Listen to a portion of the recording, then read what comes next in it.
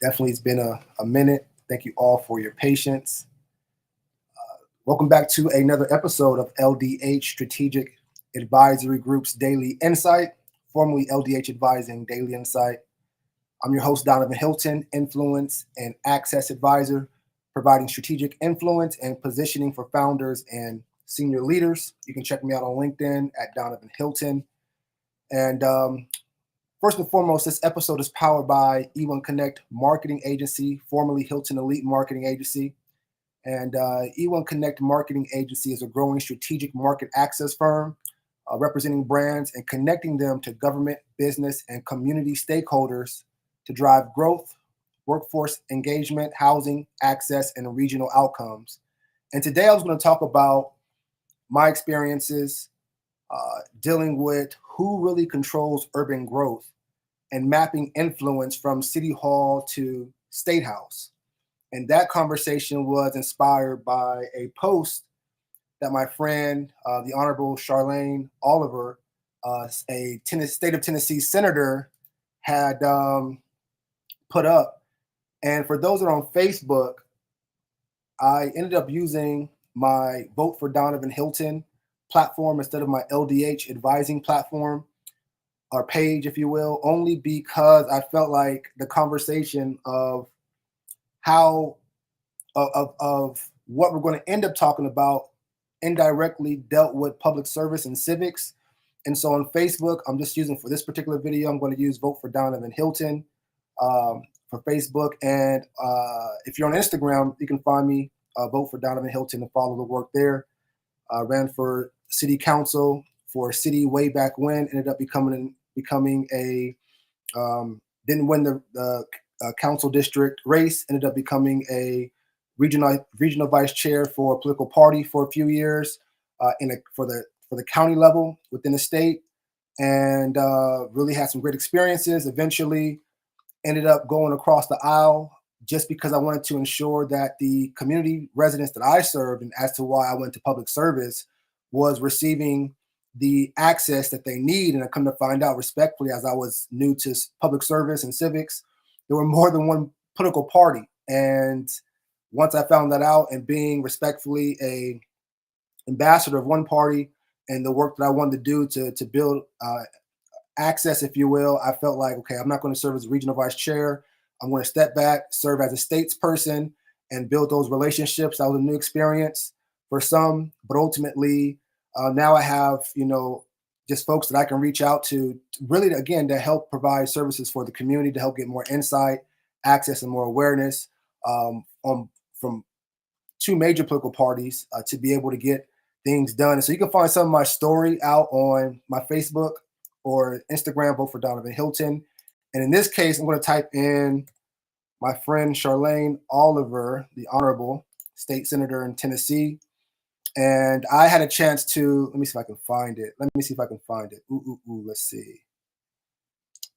I don't think I will. I'm not going to go there right now. But I had a chance to connect with the senator well before she went into public office, and really when she was leading in a grassroots way, if you will, just getting more awareness about civics to the community. She also served as a representative for a former Congress person. And so she really has a lot of insight in the arena, and I really respect her as an individual, as a family person of a family, and in the community trying her best. And I've seen the senator and her team just really genuinely, integrally just try their best to get information out and build those relationships and get in the community. So, and with our relationship, when she speaks, I try my best to pay attention and listen. And so there was a video that came out. I don't want to drag this on. I hope I'm in the right spot. Yeah, this video came out. I don't know if you can hear it.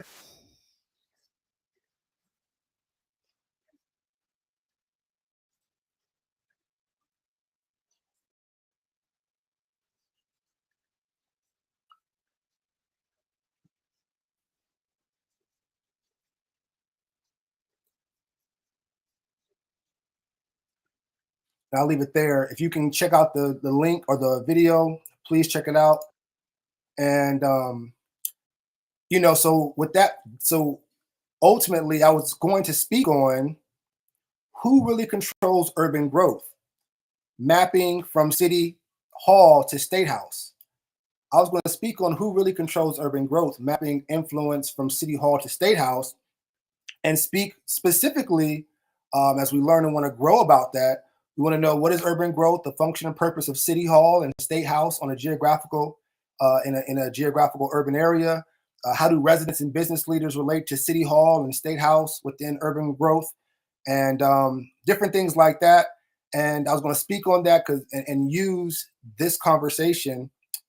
And this post was a few weeks ago, so the meeting has already happened. But it's very important to talk about, especially with my background in Tennessee. And also, it's a great opportunity to talk in real time about, learning about who really controls urban growth, mapping influence from City Hall to State House, because we do know now, respectfully, in one of the conversations about urban growth, it does involve the State House. Why? Because, respectfully, the Honorable Charlene Oliver, Senator within the state of Tennessee, is speaking on something dealing with urban growth, if that makes sense. So what this conversation is going to be about here, who really controls urban growth, mapping influence from City Hall to State House. We're going to map that out. And obviously, this is a great point. We can respectfully, just from listening to the senator speak, we know that the legislative body is involved in this mapping situation. Respectfully, political parties could be involved in this mapping situation. And there's no, we're just becoming more aware and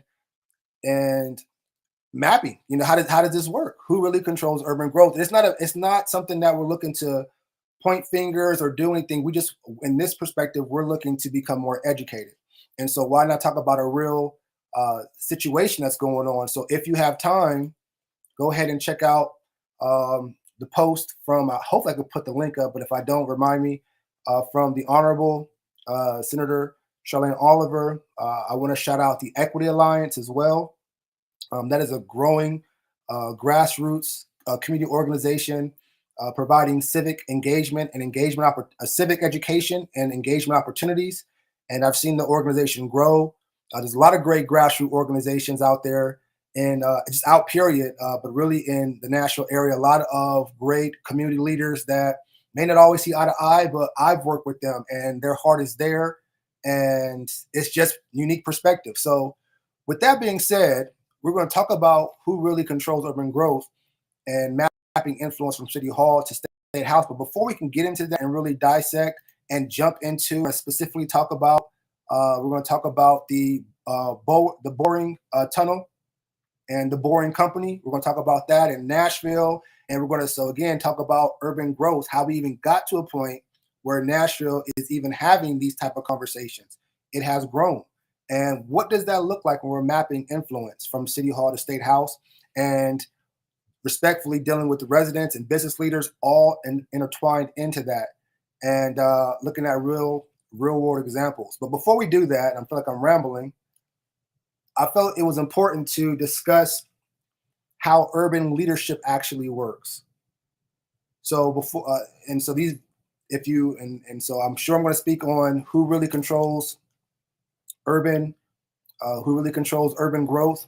If that video is already out by the time you watch this video, there should be a link in the description for you to check out that video. But as we get into that video, I felt it's important for us to discuss how urban leadership actually works. Respectfully, if you follow my work, you know that in the past, I have done all my research because that's what was the only resource provided, was to do it yourself respectfully. But now that artificial intelligence has played a role, you can almost speed the process up by using artificial intelligence to get information, fact check, and get deeper into your own, research as you get the overall information. And so if you're not really utilizing that, nothing wrong with that. But in our case, what I'm going to talk about, I would have to research with you in real time and go through each page and we'll read it together. But here we're going to just try to see what we can pick up real quick. And if we need to jump into some more research on the side, in real time, we will. But in the meantime, we're going to talk about how urban leadership actually works. And we use ChatGPT. Saying all that to say, we got ChatGPT here. Give me your thoughts on what you feel about ChatGPT and the like coming into research, because obviously if you look at some of my videos of 2 years ago, 3 years ago, ChatGPT wasn't around, and we had to go through and do it yourself on each part. But here I am here to save some time. How does urban leadership actually work? Urban leadership is best understood as a power-making system where authority, which is formal decision rights, people that make the decisions, and influence, the ability to shape decisions. So urban leadership is best understood as a power-making system where those that make the decisions are possibly shaped by others to make those decisions. Which where they constantly interact. Cities work through networks, not hierarchies. Let me know what you think about that. Cities work through networks, not hierarchies. Authority usually sits in governmental institutions, while influence flows through economic, social, and cultural actors. And why is that sentence important? Because authority, which is the decision makers, if you will, in this case, when it comes to government institutions, are your legislative body, your House of Representatives and your senators, your city council members, your county commissioners, things of that nature. They actually come up with the policy, and they might have some help, but ultimately they come up with the policy, introduce the policy, or the bill, if you will, for the bill, I believe, can become law, if you will.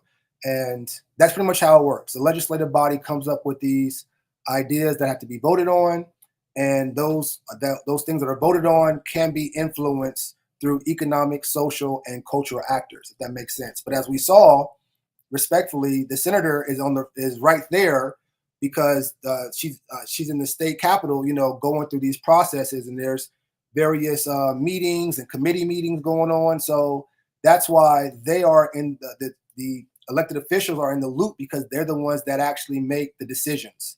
You know what I mean? But the decisions that are being made, as we heard, are coming from an economic, social, and cultural perspective as well. So below is a structured breakdown of how influence flows between the actors listed. Okay, so we have urban leadership and power making. So now that we know that authority is ultimately your decision makers, and we have your influencers as individuals that have the ability to shape decisions.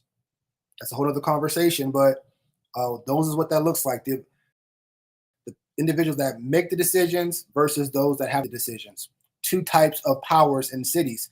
So when it comes to authority, that meaning is they have the legal right to make decisions, respectfully, legal right. And who mainly holds it? Local government, state government. So we want to, again, just try to get a little bit of more overstanding, if you will, so that we can get into the conversation of who really controls urban growth, mapping influence from city hall to state hall. We'll probably use the boring company and the boring tunnel as a real world perspective, real time perspective, if you will. So bringing it back, it's important for us to get this insight. So we now know that the local and state government have the legal right to make decisions. And that's why we have, respectfully, the senator getting the community involved, because the community has the ability to shape decisions, if that makes sense, by the decision makers. So influence is the ability to shape those decisions, as we see. Who mainly holds those positions? We have developers, economic councils, grassroots groups, faith leaders, and cultural influencers. So if you're someone looking to make an impact on the community service side in your community, these are the individuals that you want to make sure you're connecting with. Housing developers, economic councils, well, that could be your local chambers at the minimum, chambers of commerce at the minimum. There's also various economic council bodies, at various universities, and there's probably some nonprofit and private organizations as well. Your grassroots groups are your community leaders, those your residents that are in the community. They're there every day. They may or may not have the resources that you traditionally need to provide social services, but they do what they can with what they have, if that makes sense. Now and so that could be from a one-man team to a group of individuals that have no, they're just coming together to volunteer. It's just a lot of dynamics when it comes to grassroots groups.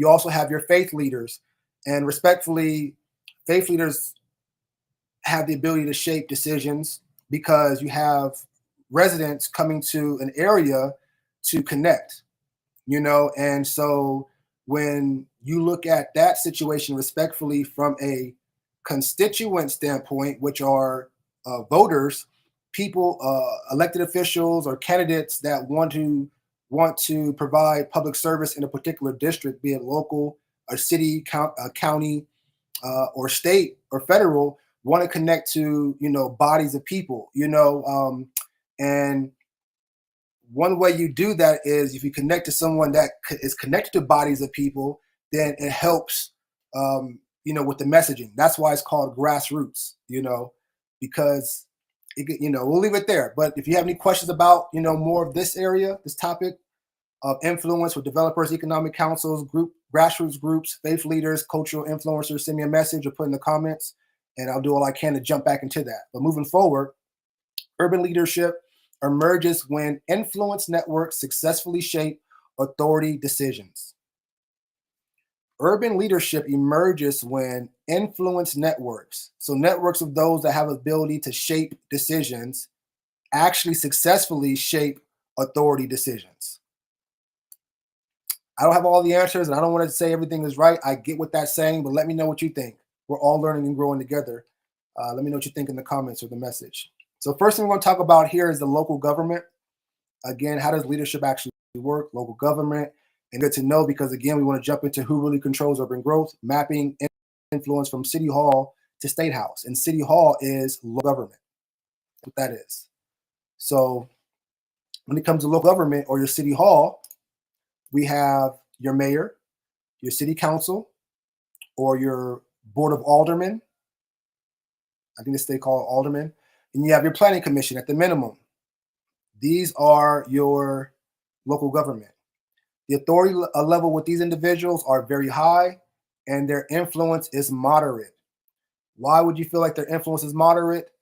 They may or may not be engaged with the community residents. A lot of times during campaign season, you'll see all those individuals, candidates, and elected officials out there really engaging. But once the election's over and they're in office, it's really up to each individual, mayor, city council member, alder member, planning commissioner, to really connect with those residents. So it's moderate as far as their influence. What they control. So local government holds the final decision authority on many city issues. What they control. Local government holds the final decision authority on many city issues. Issues being zoning, building approvals, public spending, infrastructure, municipal services. And these were all the things that respectfully the not city issues, but the state issues being Senator Charlene Oliver, is pretty much talking about. Let me get back to where I was. Was what? So basically, Senator Charlene Oliver can speak and does have influence, but she's looking to get residents involved, and those residents, from a first standpoint, have to be connected with the local government. You know what I mean? So the state house is a lot larger as far as the district space. You know what I mean? Because you're dealing with the states. You have regional state compartments, but then you also have your local government. And so what I feel the state representative was saying, or senator was saying, was, hey, this is something that you need to be at for a state situation, but at the same time, this is going to be a city conversation too. If all this makes sense, zoning, building approvals, public spending, infrastructure, municipal services, and I think these were all the things that the senator was talking about in her message. So who influences local government?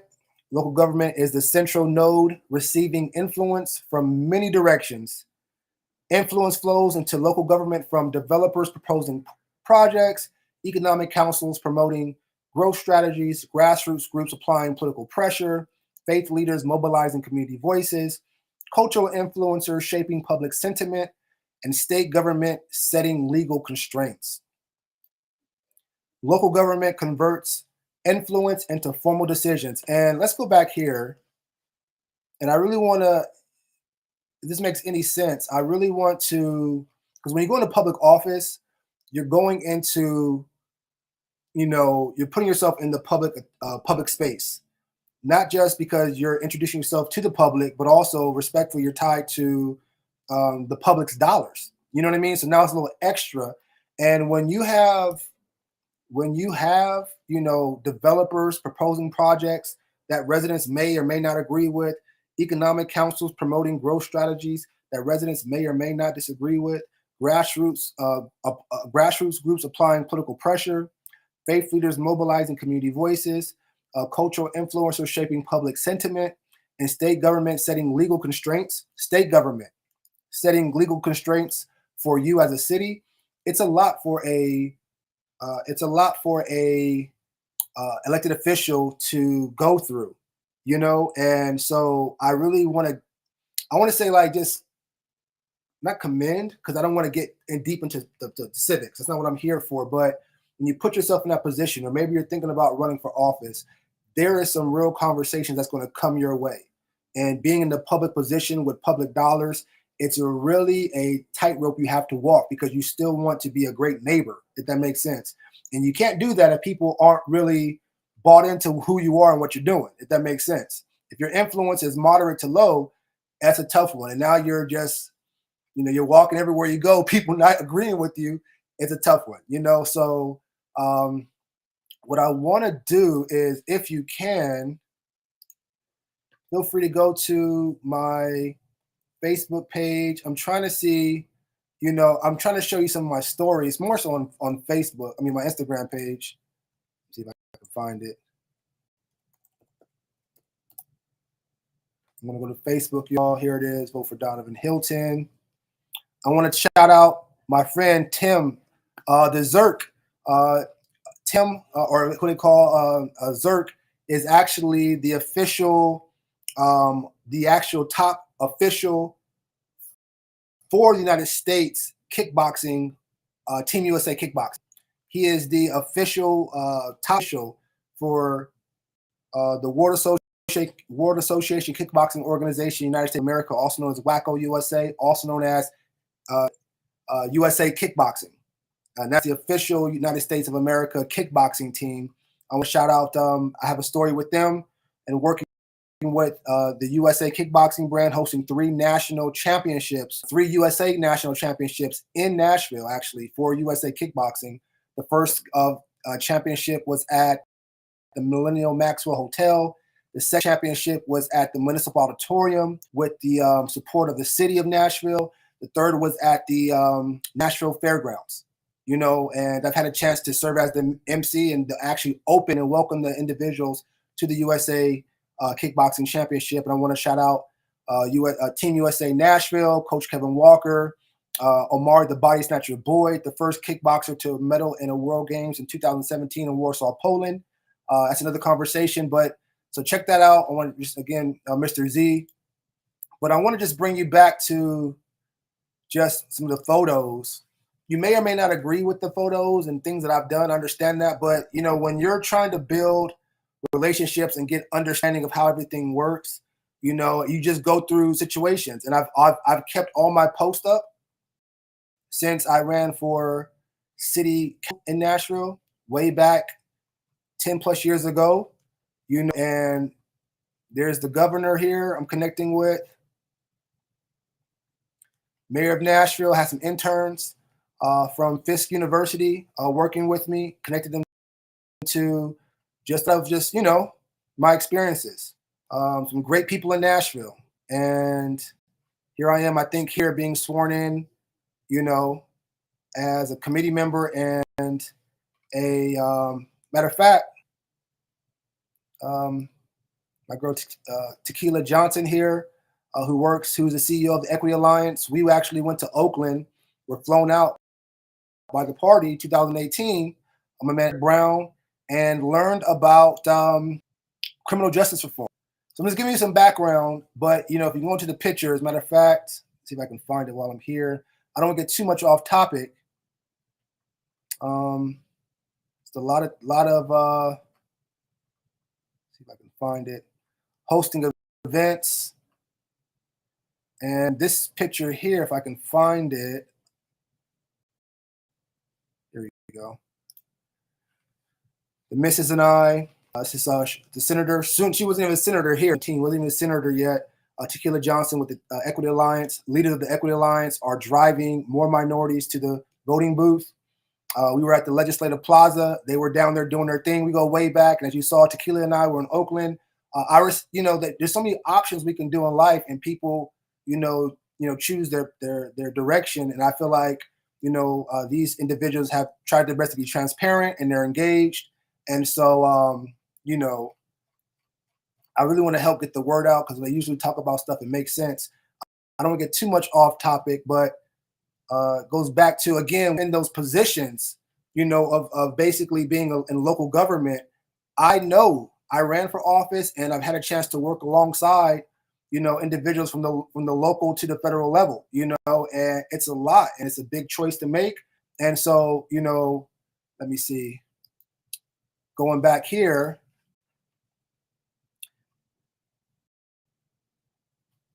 those are a lot of things you deal with. So the key role: local government converts influence into formal decisions. Number two, state policy makers. You have your state policy makers, which is who we saw the senator there. Now, their authority level is very high. Their influence is very high because they're just on they're on, I guess, a higher level, if you will, of access, respectfully. State government controls the legal boundaries of a city. So the city government controls what can happen within the city, if you will, but those choices and decisions are influenced and based on what those boundaries the city has based on the state's policymakers, if that makes sense. So your policymakers at the state level, they control housing laws, tax policy, transportation funding, school systems, and limits on municipal auditoriums. Municipal authority, limits on municipal authority. So that's why I would say the senator was talking about transportation funding, maybe tax policy there. I don't know, but we got to watch the video. And maybe the limits on municipal authority. I don't know, but those are things that are within those wheelhouses. And so cities cannot pass policies that violate state law. Okay, so then now, again, we're bringing it back to how does who really controls urban growth, mapping influence from city hall to state house.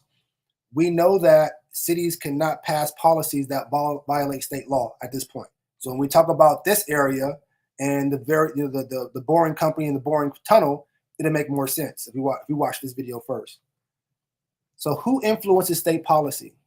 State policy is often shaped by economic councils and business coalitions. So again, we see the economic council and business coalitions. They're going to work with your city government. We see them working with your state policymakers as well. Developers and real estate associations, same thing. You got your developers and your real estate associations working at the city and the state level as far as engagement. You got your advocacy coalitions, and I feel like those are the opportunities for your local residents that live in the area to join, to have a collective voice. And then you have your large metropolitan governments. I'm assuming your large metropolitan governments are your larger cities within that state. So for example, if we were talking about Nashville, if we're talking about Tennessee as a state, Nashville, Knoxville, Chattanooga, Memphis, at the minimum. And then you have your, obviously you have your other cities and counties adjacent to those areas. But I'm assuming that's what that's meaning. Influence flow. Business and development groups often push policies at the state level that cities must implement later. So a lot of times if we see a local city government or local city policymaker making a decision at the city level, respectfully, those decisions could be based on the state level boundaries that were created, if that makes sense. And so you have business and development groups often pushing practices at the state level that the cities must implement at another time. Because we know that We know that state governments control the legal boundaries of cities, respectfully.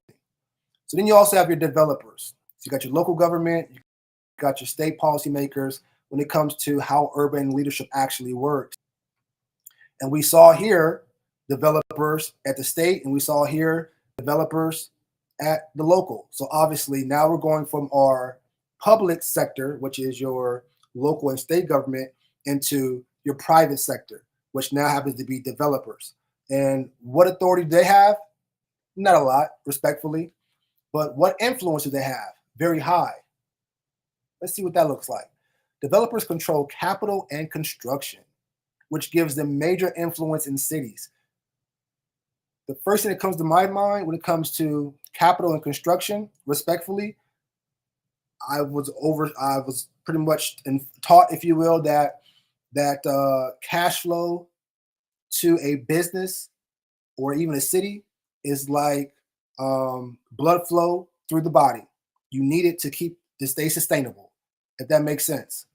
Fact check me, correct me if I'm wrong here. I'm willing to learn and grow here, but that's what I'm thinking. So anyone that's able to control capital, then they may have some influence. And when I think of construction is an opportunity to create jobs. I hate to say it like that because I'm an advocate of self-employment, if you will, or just finding your niche, what you're good at, what you like to do, what people need, what people are willing to pay you for. But at the same time, in everyone's situation, an opportunity to make money in the system that we're in the society that we're in, is helpful because you're able to get your basic needs. So therefore, construction provides jobs, it creates jobs, and then people, you got transportation, shipment, stuff like that going on. People start to take their money from their construction job and purchase locally at maybe the lunch counters or local stores. So it helps the community bring in revenue dollars. And so it gives them a major influence because it's helping to provide sustainability, it's helping to provide production, if you will, in the city. So why they have influence, let's see. Cities depend on developers to build housing, that's jobs, and obviously that's housing, people for shelter. Expand tax bases. Cities depend on developers to expand tax bases. We're going to jump into that conversation. Why is that something to not dismiss? Leave it in the comments. If not, let me know. Remind me to jump into this conversation in the future. Why developers have influence? Cities depend. That's the key word. Depend. And if we look up, let's see if we can find out. Can we look up the word depend? I think you used to be able to do that back in the day.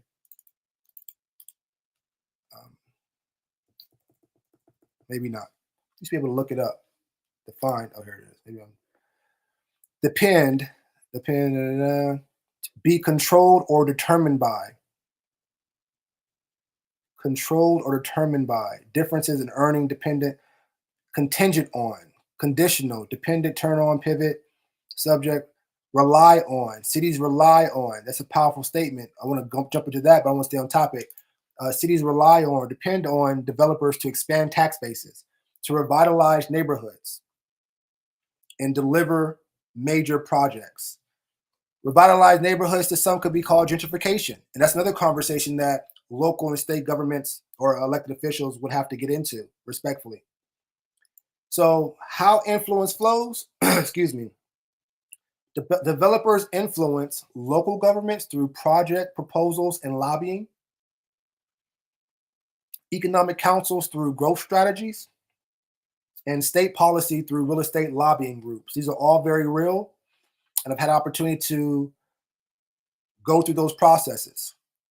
And as much as developers are at the local and state level, respectfully, residents need to continue to be involved, either at the minimum through a coalition at the local and state level, to be engaged on what is transpiring every day. And that's all that the senator was advocating to those listening was, hey, because there's going to be other groups at the meeting for sure.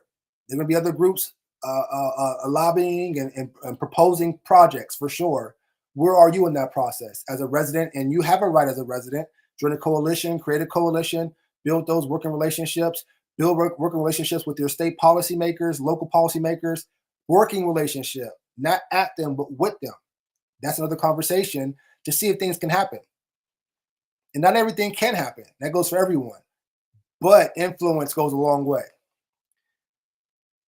So they also negotiate with community organizations over development impacts.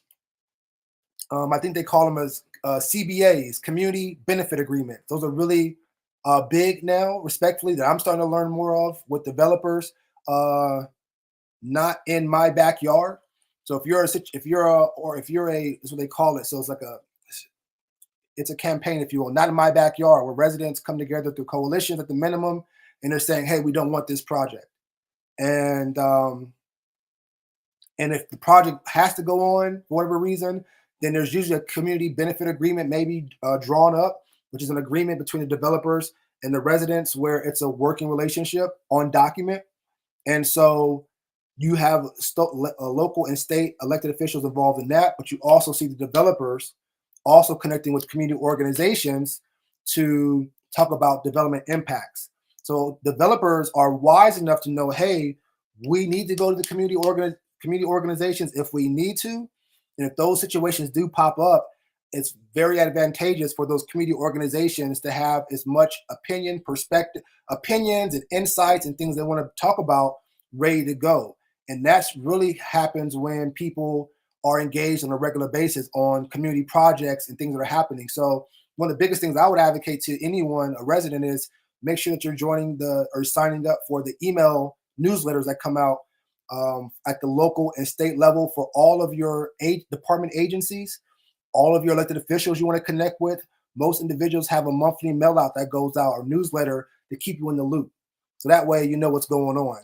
And if you're not an elected official that has a monthly notification going out, like a newsletter, email, online newsletter, that's something you may want to think about, because that's going to help you. In your case, it's going to help you increase your influence level.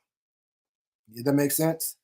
And you're moderate because you're touching the residents, and the local residents or local elected officials are moderate because they're directly touching the residents. I would assume the influence for state policymakers are higher because they're able to make decisions that impact your city. And so bringing it all the way back, the developers are working to work with elected officials and the community. The communities to be able to bring that same energy to connect with the elected officials and the developers. And that's why I feel like that's what the senator was advocating. So key role, developers influence what gets built and where cities grow. So now that we know that, when we have the conversation of who really controls urban growth, mapping influence from city hall to state house, things will make a little more sense. So we also have economic councils.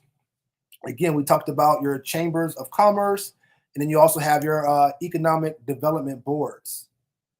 That's a big one. Your economic development boards. And they are at the local to state level, these development boards. Your authority level here is low to moderate, and your influence is very high. Now, when we're talking about influence, it sounds like we're clearly talking about influence, I'm assuming, to elected officials, because they're the ones that help push the revenue, if you will. Economic councils being chambers of commerce and economic development boards.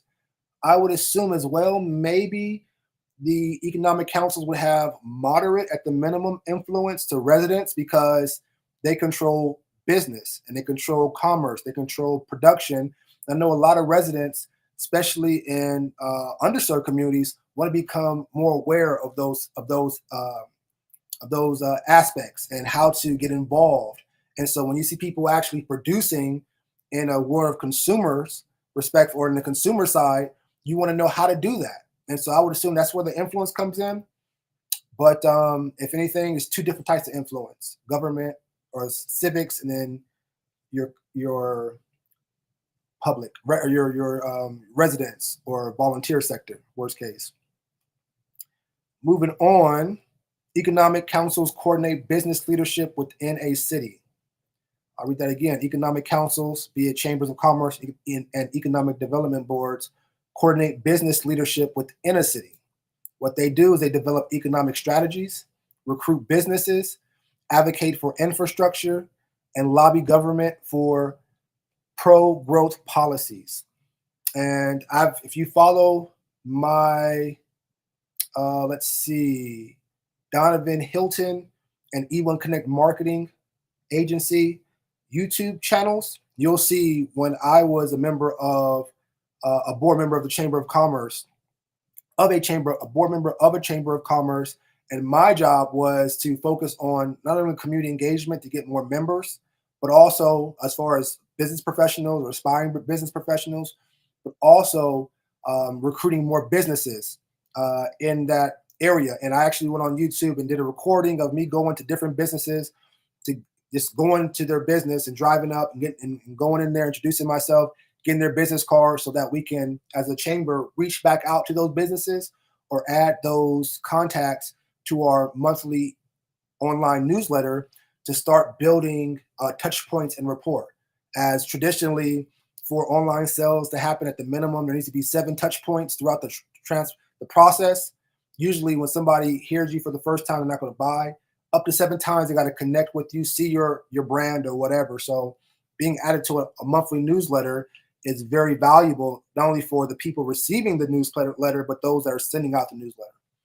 Moving on, what do the Economic Council do? They develop economic strategies, recruit businesses, advocate for infrastructure, and lobby government for pro-growth policies. Influence channels. The Economic Council influences local government through policy recommendations, state government through coordinated lobbying, and developers through investment partnerships. So we can now see that these economic councils, be it chambers or economic development boards, actually work with developers. Number 3, developers negotiate with community organizations over development impact. We can now see that the developers work with, or the economic councils work with developers through investment partnerships. Investment partnerships are so important for the growth of, or the sustainability of a local, of a city or a state. And that's why who really controls urban growth, mapping influence from city hall to state house, is going to be an interesting conversation, because we're all learning and growing together. So key role is they often, be it economic councils, define the city's economic vision.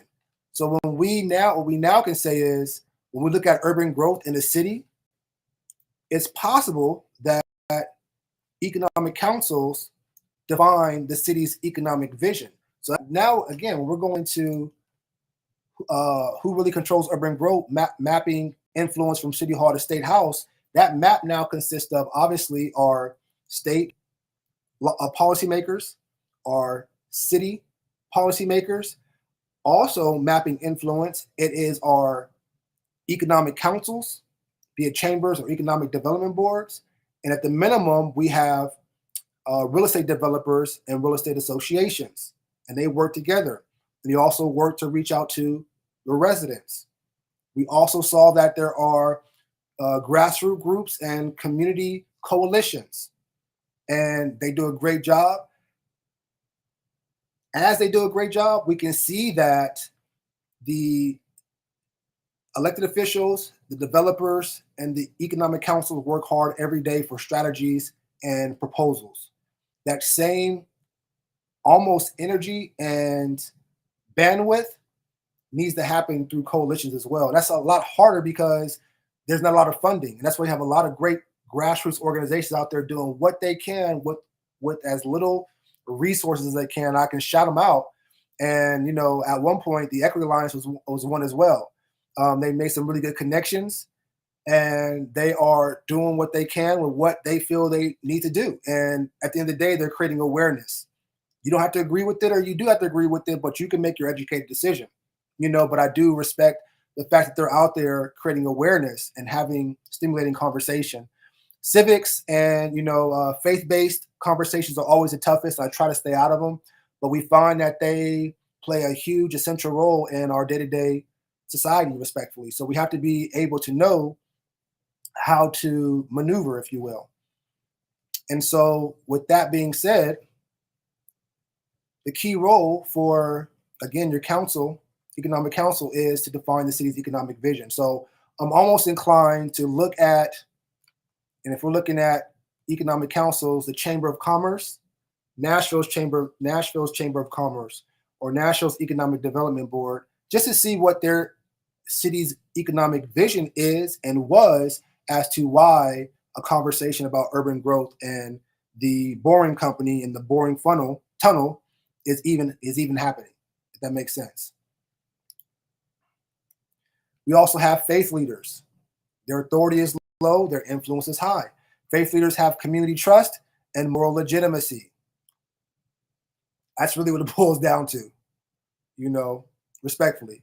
Community trust and moral legitimacy, they have it. That's why that influence is high, because it's supposed to be from here, Sources of influence, they often organize congregations, mobilize voters, advocate on social issues, and provide community services. Those influence channels for faith leaders include local government through public advocacy, and there's power in numbers. So we know that traditionally, if a faith-based leader is connecting with an elected official, we can safely say it's a congregation of people or more than one congregation speaking through this faith-based leader, if that makes sense. So people kind of see that as, okay, that could be seen as more noticeable than someone coming by themselves, and speaking peace and speaking greatness, and it may be doable and a good thing. But if we know that there's someone that has a large population of supporters that are speaking on one voice, you have to definitely take that into consideration as well, if that makes sense. So we know that these leaders, faith-based leaders, can mobilize voters, advocate on social issues, and they assist with providing community services. I know, respectfully, there's a lot of working relationships between faith-based leaders and elected officials when it comes to social services and issues that happen. They work together to provide and organize and coordinate, various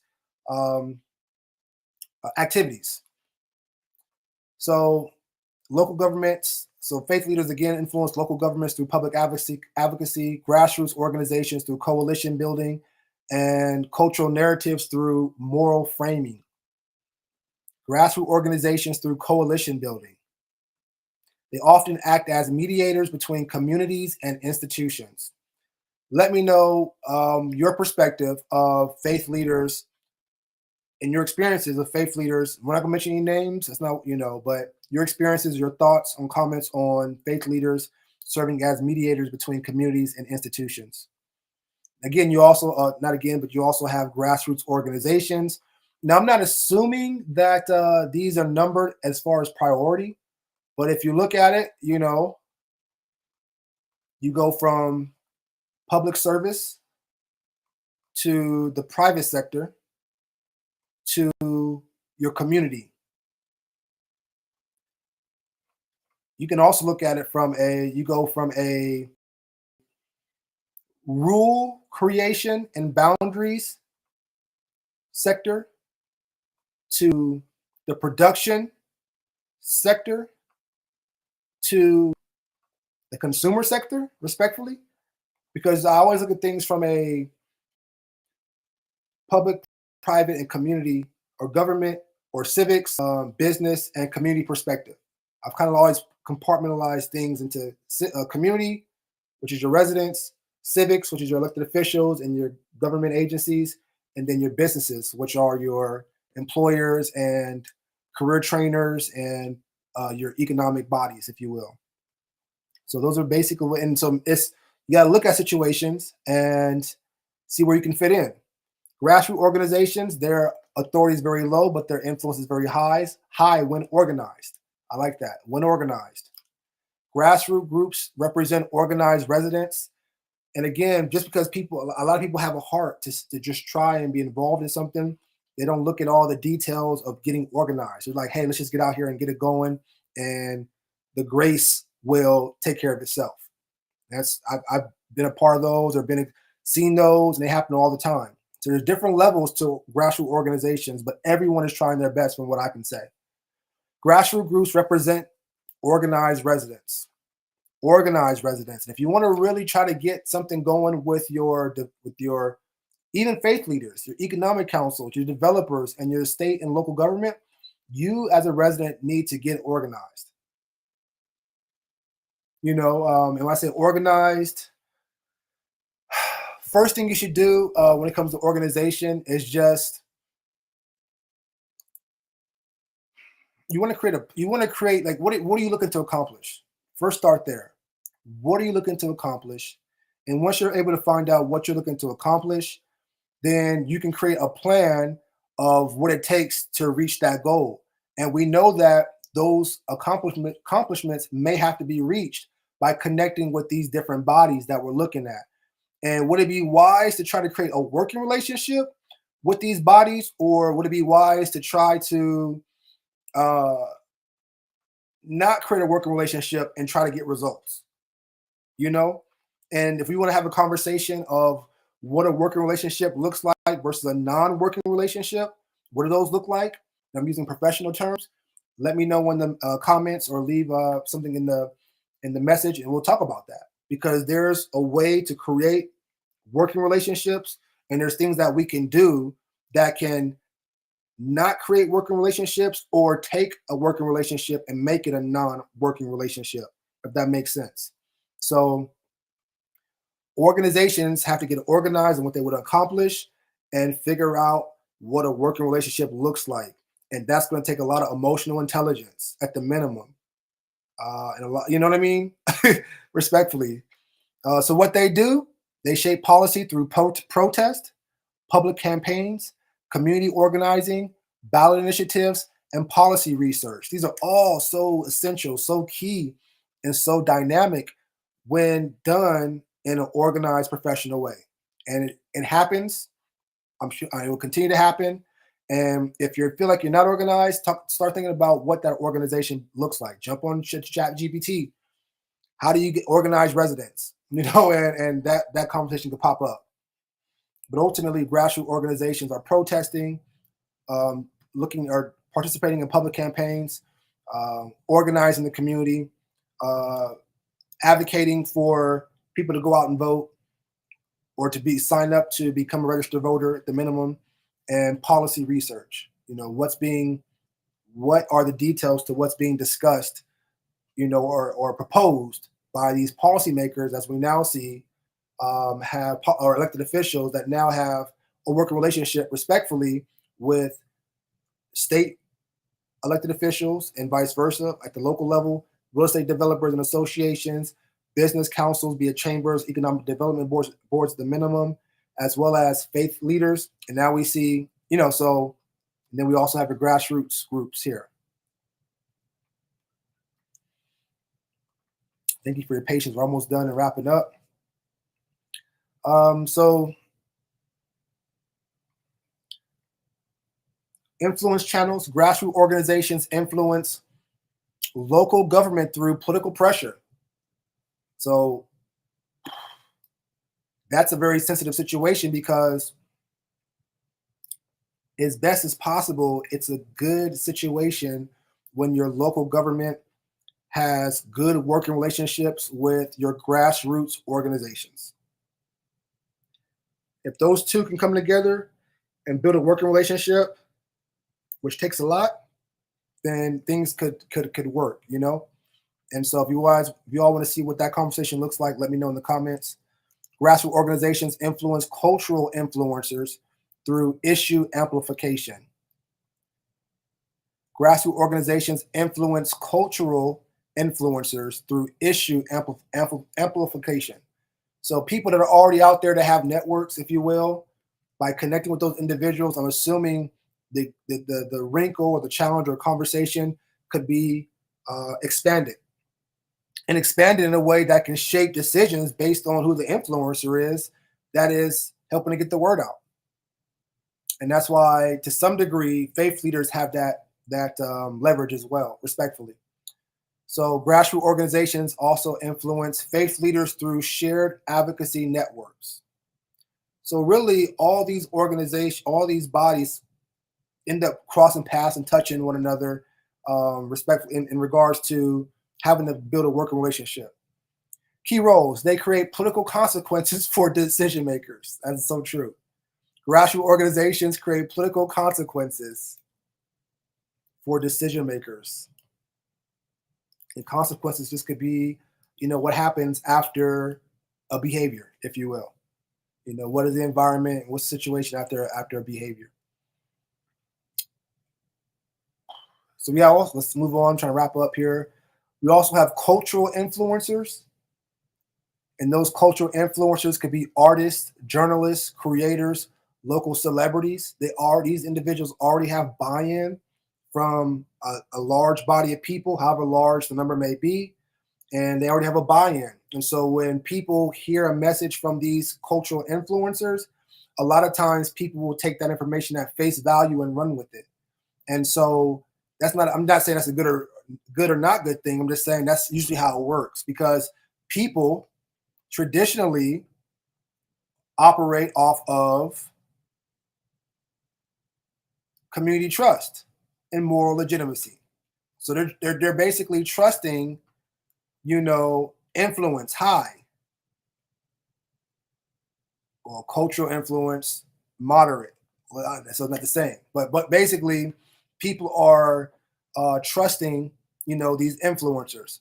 But it says here the authority level is very low, obviously, because they're not decision makers are approving the laws or the bills that's being proposed, and their influence level is moderate. So it looks like they have influence based on their particular space.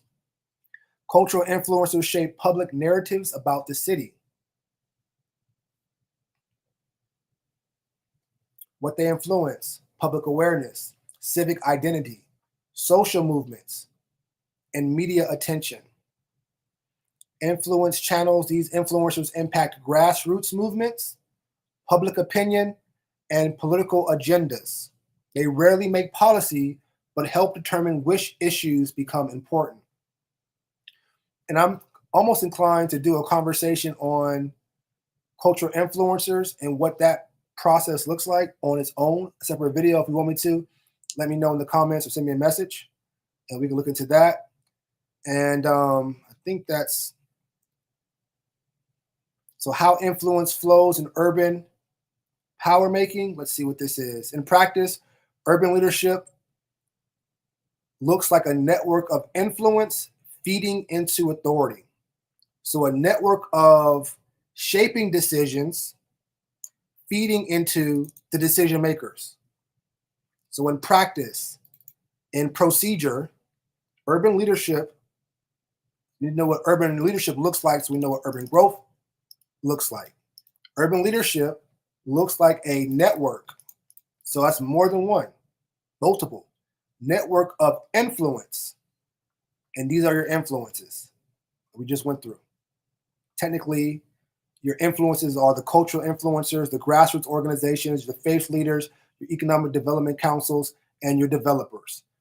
That obviously your influencers as well. All those play a role into the constituents of the local and state policymakers, because they have to be able to buy in to respectfully get reelected. So they got to make sure that the constituent is getting what they voted for. Or maybe you didn't vote for the person, but they're in office, and you can wait to the next election cycle to try to vote them out. But ultimately, it's a network of shaping decisions into feeding into the decision makers. So core hub decisions, local government sit at the center because it holds formal authority. Influence network around it. Influence flows toward that authority from multiple directions. We see that now. Economic influence, which is your developers going to your economic councils. Your economic councils, along with your developers, are going to your local government. From a community influence perspective, you have government, you have grassroots organizations working with faith leaders and vice versa to connect with your local government. You have narrative influencers, which are your cultural influencers, creating that public opinion and that political pressure for your local government. And you have the structure influencers, and the structure is what a city can do, what a local government can do based on state policies. And again, those are what you can do, the boundaries, which are the legal constraints for the local government. So that's in a nutshell the flow in urban power making, if you will. So a simplified power map, simplified power flow map. Think of urban leaders like a system with 4 types of power feeding one authority point. Let's look at it again. Think of urban leadership like a system with 4 types of power feedings, 4 types of power feeding one authority point.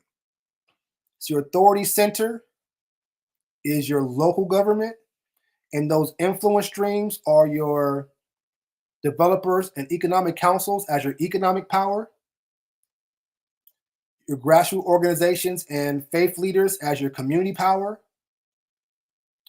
your cultural influencers and media as the narrative power, and then you have your state government creating your structural power. All 4 streams shape the final decisions city makes. All 4 streams shape the final decision cities make. And so we could indirectly, with this video, safely jump into what urban growth looks like. We kind of understand the function and purpose of City Hall and the State House in a geographical urban area. And we kind of see now, how do residents and business leaders relate to City Hall and State House within urban growth? Low key, we've seen those things. Did we see City Hall and the State House play a role in urban growth? We can kind of see what that looks like. We can see what systems are at play. We haven't given any real world example of what that looks like. And I believe that's going to be the Boring Company and the Boring Tunnel. And if anything, in the next video, we'll look at, now that we have a understanding of how urban leadership works, what leaders could do, if anything, it could do differently, if they should at all. So that'll be in our next video of who really controls urban growth, mapping influence from City Hall to State House. I don't really come up with a whole lot of pre-planning with these videos. I feel like it's more authentic when I get a chance to speak from my experiences and my insights in real time with you all.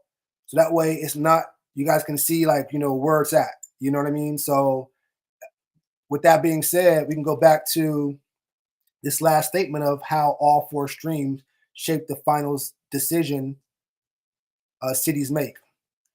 So how major city decisions actually happen? Most major urban policies emerge when multiple influence groups align. So these groups, multiple groups have to align, do either of some form of coalition. Example, building affordable housing. You have the grassroots groups highlighting housing crisis, the cultural influencers raising public awareness, your faith leaders supporting housing justice, your economic councils warn about workforce shortages, your developers are proposing projects, your local government are now passing zoning changes, and your state government are providing funding or mandates. Without alignment across these sectors, policies often stall. And sometimes they don't stall and they go through, but then you end up losing influence and trust from the residents and the constituents. And it makes things that much more harder. It creates more friction. And that's where I come in from a strategic influence and positioning and access perspective. How do we ensure that we eliminate or decrease friction to get something done before it really becomes before it becomes visible publicly? So when I step in and work with your developers or your economic councils or your community organizations or your faith leaders, I'm working with these and your, of course, state and local elected officials. I'm working with all these individuals to see how we can ensure alignment to where the friction is identified before it actually happens. So if I'm working with one of these groups, I'm looking, okay, what friction is going to possibly arise from this public visible project? or a visible public project? What frictions are going to arise, and how do we handle those frictions first? Because stalling technically is going to waste time and money. And if you're able to take your time now to address those frictions and get more buy-in, you're going to actually save time and money and therefore become more productive, if that makes sense. So that's pretty much how a major city decision actually works. I look forward to really jumping into the boring tunnel to use as a real world example. But we first had to get the insight of what that looks like so the next conversation makes sense. And if you're on my Vote for Danavan Hylton Facebook watching this, I'm going to have the conversation of who really controls urban growth and mapping influence from City Hall to State House, which we pretty much already mapped, if you will. That conversation is going to be on my LDH Advising, soon to be LDH Strategic Advisory Group Facebook page. So just know that in the future. But I felt like this was more of a civics conversation. So why not, use the civics channel to have this conversation? But this will go into from a civics conversation or your state and local elected officials into a private sector conversation, which ends up working with your economic, as we saw here, your economic power conversation. So, and that's why we're going to change it over to the other channel. So, not to hold you too much longer, the core principle of urban leadership, I could be wrong, but I think principle is like the foundation of truth. So the core foundation and the truth of urban leadership is not about who has the most authority, because we already know who has the authority, those that actually have the power to make the laws. But it's about who can coordinate influence across multiple networks to shape authority decisions. So if you're talking about serving as a community group, a grassroots group, your goal, if you can, is to work with multiple power networks. And respectfully, those that you don't like, maybe, or those that you have friction with, you're going to have to create some kind of cohesion, if at all, to get the support of the authority decision makers, because those same individuals are already in the state house and in the city hall. Those economic councils and those developers are already there, and I'm almost certain that elected officials want to work with you. And as a constituent, you should say, I always had the first and final vote. I'm the one to vote you in or not. At the same time, you're kind of getting into, even during campaign season, you got businesses, you got economic councils and developers giving you funding to help you become elected official. So even if it's someone that you voted for that became elected official, respectfully, they had to have financing to get there. And respectfully, if you didn't donate a penny, if you didn't donate any money, but they ended up winning, they had to get around and do these campaigning some kind of way. They had to buy signs some kind of way. And if it's from the residents, great. But all the time, it's not usually from the residents all the time, or it's all coming from the resident. You have other economic councils, developers, and things like that coming in, and they end up having some type of influence. Does that make sense?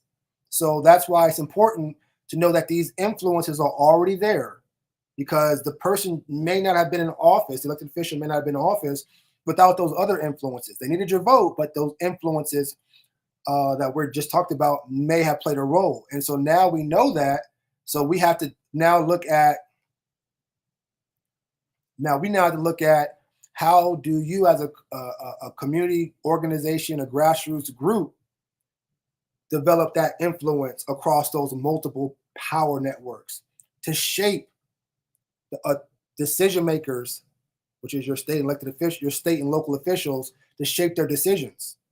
That's where you have to be. Right now, I'm kind of talking to a community residents, but if you're a developer or a part of an economic council in those type of worlds, these are things that you have to be thinking about to ensure there's no friction. And that's why, especially for your visibly public projects, that's why you have your state lawmaker advocating on social media to get the residents involved, because there's some misalignment, basically. That's basically what's going on. So authority decides, Influence directs what gets decided. Did you hear me? Take a sip on that one. Authority decides, influence directs what gets decided. And influence happens in a lot of ways.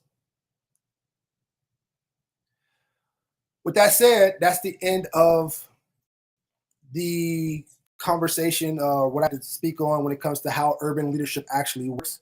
I think we got a really good perspective, and we'll be able to jump into the conversation of who really controls urban growth, mapping influence from city hall to state house.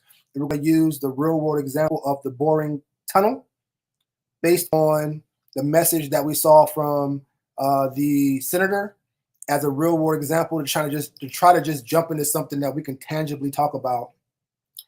And at the end of the day, we're all trying to survive and reproduce, I would assume. And so there's a lot of dynamics that come with that. So I try my best to be patient. And that's easier said than done. And there's a lot of dynamics that may not allow someone to be patient, which I totally get. But if I can, I want to try my best to use patience and have emotional intelligence, keep my opinions to myself that aren't going to unify or help make a situation better, and try to be patient with my neighbors, try to be patient with myself. And when we do those things, hopefully, our society could be at least somewhat of a better place, at least somewhat sustainable, not just for us, but for our future generations. We want to set people up for greatness, for success. I think that's what true leadership is about, and being in these influential and authoritative positions, we can sometimes forget that, or with us not being in touch with ourselves and all those things, we may not know how to get there or what that looks like as far as existence. And so with me having an opportunity to be in that process and be around that process, it's definitely exciting to talk about and to see where the alignment can happen. Because everyone has a great perspective from their standing point. And I can see that from their standing point. But most people can't see from your standing point. I can see from your standing point, but let's help someone else see from your standing point and give them an opportunity to disagree or agree with your standing point to see where the cohesion is. So that way the authority can make the decision where it's beneficial for all. And that may not always happen. But if we can try to hit those marks as many times more often than not, it becomes a lot more doable, and I know as human beings, we're all personally, looking to just have peace of mind and a good quality of life for ourselves and our loved ones. And when we put on when we're put in these positions, be it economic, community, or legislative or civic power, a lot comes with that, if that makes sense. So let me know what you think. If you agreed with this conversation, or if you have some insight, thank you for liking, subscribing, following. If you can, there should be a link for you to jump on to click so you can get my monthly newsletter, just as far as some of the work that I'm doing in business, community, and civic relations.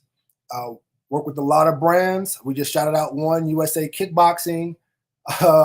Kickboxing almost became an Olympic sport and would have been introduced at the 2028 Olympics in Los Angeles. And I feel like I would have had opportunity to go with USA Kickboxing, but unfortunately it made it to the finals. The Olympic International IOC, what is it? It's called the IOC, International Olympic Committee. What is it called? Olympics.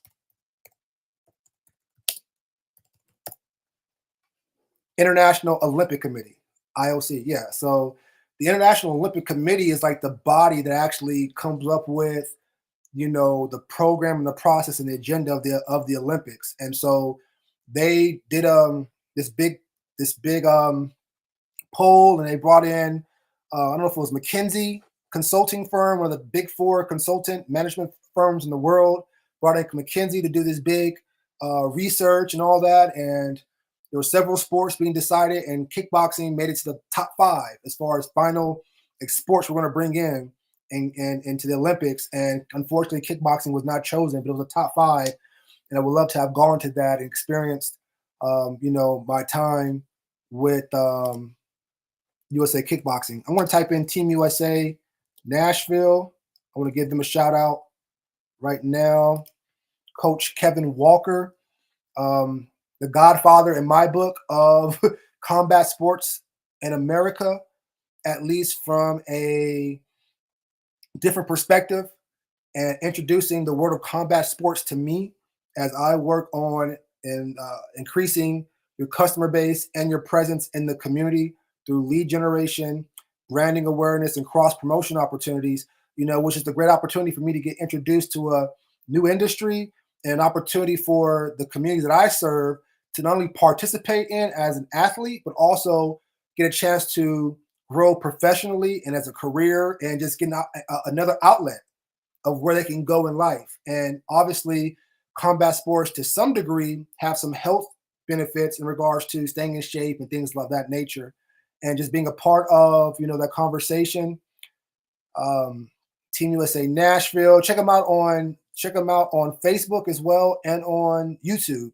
Great story. Coach Kevin Walker right there in his infamous Grappling and Strike gym, international gym based in North Nashville, Tennessee.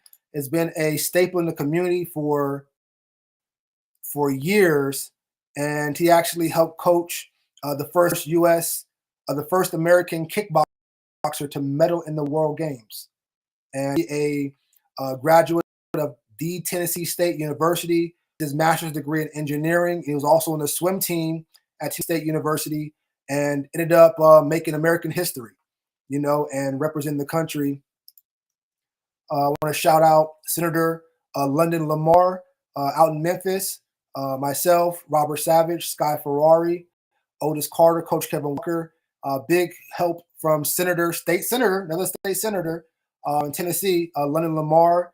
The senator, the Honorable London Lamar, has been a huge supporter in our community. We thank the senator for helping Team USA or USA Kickboxing obtain access, resources, and insight within the state of Tennessee to grow its brand and industry, to include the senator welcoming the kickboxing coaches and fighters to the state of Tennessee for the 2022 United States of America National Kickboxing Championships in Nashville this past February.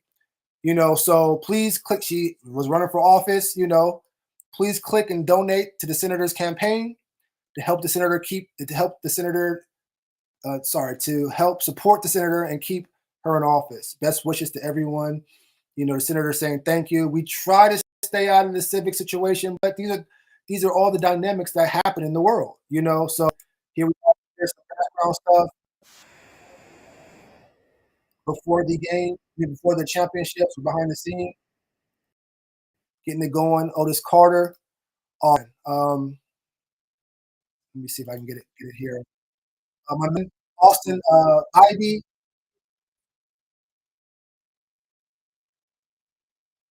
He has a great story. Make sure you follow my man Austin underscore Ivy there. Um, so again, all these things. This is an international competition that we helped set up. This is USA versus Spain. They flew out, and competed. So I had a lot of experience, and all of it works together. Coach Kevin Walker really opened the door for us. Here is the board on international figures. Opening day for the 2022 USA National Kickboxing Championship. Huge shout out to our chairperson.